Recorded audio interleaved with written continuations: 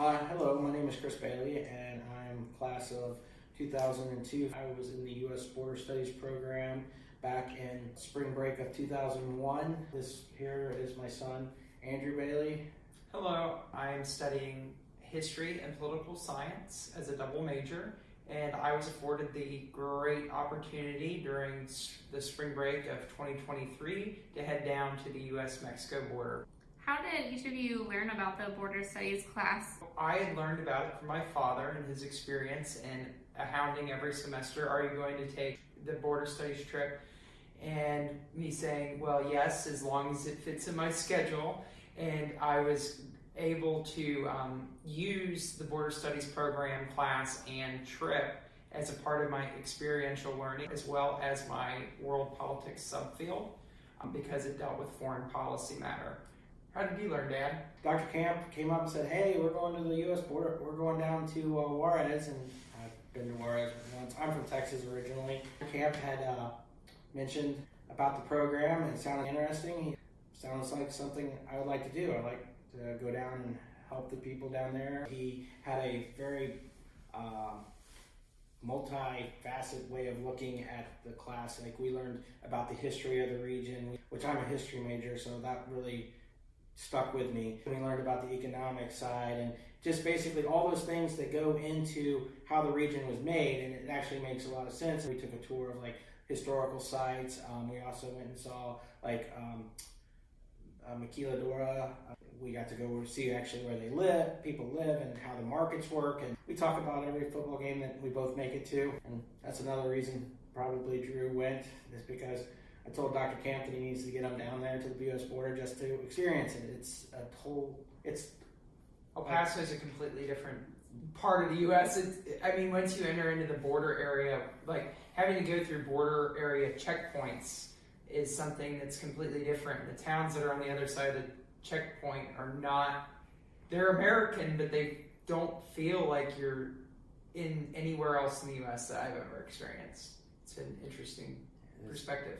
Give us your impressions of the class. How did it prepare you to be in the field? I think personally that the class did a very good job from a theory point of view to be able to explain the conditions that the people are experiencing, specifically on the other side of the border, from personal experience, seeing the difference between Juarez and El Paso.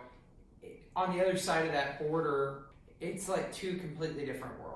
With that being said though, Dr. Camp's class really inspired me because it not only pushed me academically, but it also allowed me to see a different perspective than we're used to, especially here in Northern Kentucky.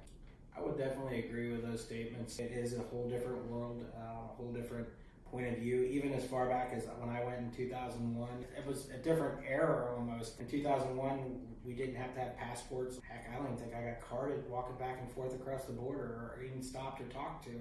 When I went, it was kind of still pretty free. You just walk through unless you were declaring something. It's almost like a culture shock when you go down there too, when you cross the border, like he was speaking of earlier. It's you just have to go and kind of see it to really believe it. It's third world country right there. Like, it's United States, and then it's just different.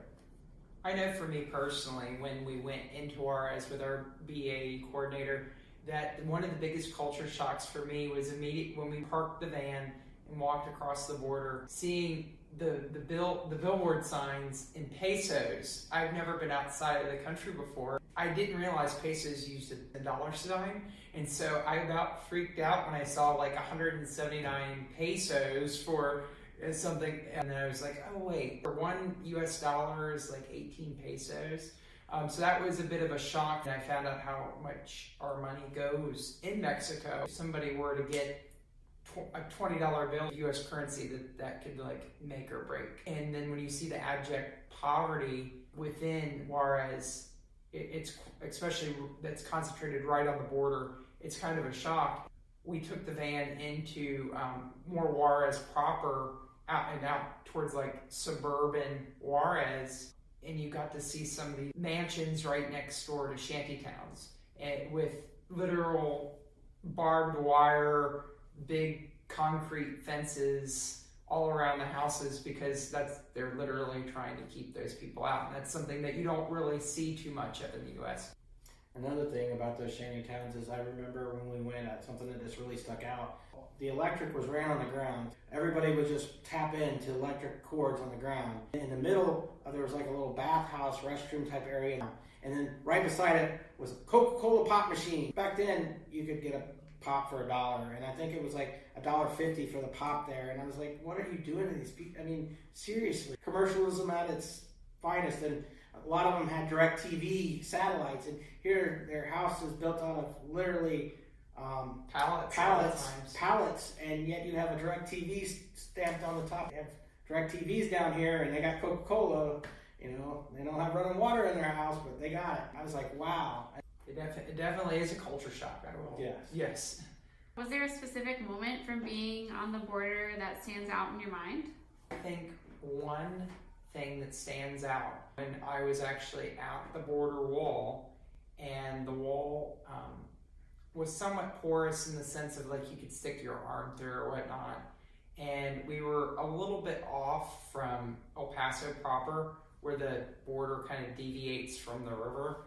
On one side, here we are, and on the other side, there was a little town, and these little kids who were not in school. It was a weekday. They basically told us that their parents couldn't afford to send them to school. Literally, as soon as we pulled down to go and observe what was going on there, we had Border Patrol stop us, ask us to identify ourselves, made sure to let us know that, you know, these children on the other side of the wall were dangerous and that we should not engage. There's a 60-foot wall that literally separates between us and, you know, these children.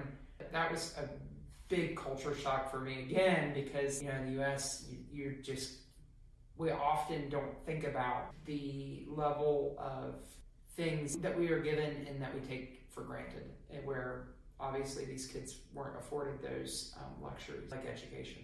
When we went down there to the border, we did some community service across the river in Juarez, and we stayed at this place for migrants who move up to stay. They just accepted everybody as a family, and they accepted us in, and they fed us. And it was just really neat how that all worked. I mean, you'd work, and then they'd feed us, and everybody had like a job, and everybody had something to do, and it was just like one big family. And then afterwards, they sang, you know, and it was just really neat experience. When we went down to El Paso, we stayed in an Annunciation House facility, which is basically very similar, that they take in migrants, refugees, immigrants. If you show up at the door, you need help, they'll take you in, no questions asked, but you kind of have to earn your keep. How do you think the experience affected you long term? I think it has definitely had a very positive impact on me. As a history and political science double major in today's world, we see the growing polarization, especially over the issue of immigration,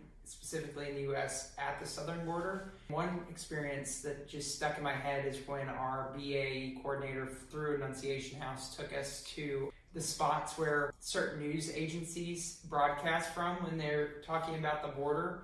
And when you look at the border through those specific angles, it looks completely different. For example, one news agency might say that there's long lines at the border, meaning like people are trying to get in illegally, but literally they're broadcasting right next door to a checkpoint. There are thousands of people who cross over the border for work every single morning. I think for me, the biggest thing that I've learned is to keep an open mind and also to work for a pragmatic solution for immigration reform and policy.